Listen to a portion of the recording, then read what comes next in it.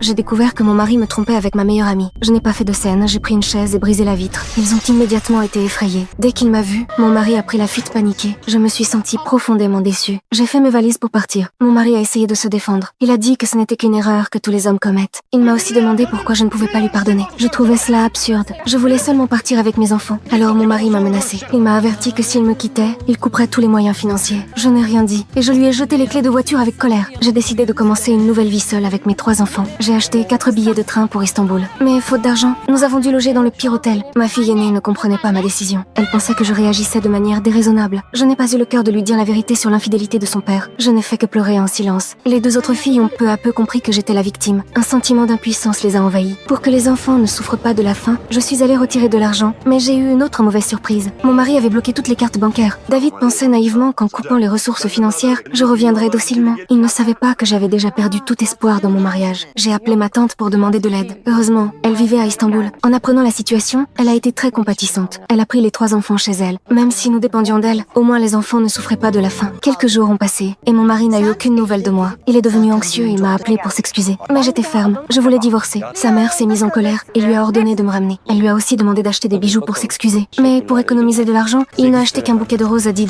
Il m'a intercepté devant la maison de ma tante et m'a demandé de regarder dans les fleurs. En ouvrant le bouquet, j'ai trouvé plusieurs billets d'avion. Je ne ressentais plus rien et j'étais décidée à divorcer. Cependant, comme il est le père des enfants, je lui ai permis de voir les petits. Les filles étaient très heureuses de voir leur père et voulaient même partir avec lui. Jack a essayé de me convaincre de revenir en utilisant les enfants comme excuse. J'ai de nouveau affirmé ma position et nous nous sommes fortement disputés. Pendant ce temps, mon plus jeune fils a remarqué un voisin très séduisant. Il le trouvait comme un héros sorti d'une bande dessinée. Il a couru pour devenir son ami. Jack s'est attaché à l'enfant et l'a laissé jouer un moment chez lui. Plus tard, je me suis rendu compte que mon fils avait disparu. J'ai couru dehors, paniquée, pour le chercher. À ce moment-là, le voisin est revenu avec l'enfant. Pensant qu'il était une mauvaise personne, je l'ai poussé sans hésiter. Mon fils a rapidement expliqué qu'il s'agissait de notre voisin. Je me suis calmée et j'ai ressenti de la honte. Le lendemain, je suis allée frapper à la porte de Jack pour m'excuser. Mais ce que je ne savais pas, c'est que cet homme n'était pas ordinaire. C'était en réalité un chef de la mafia vivant ici en secret.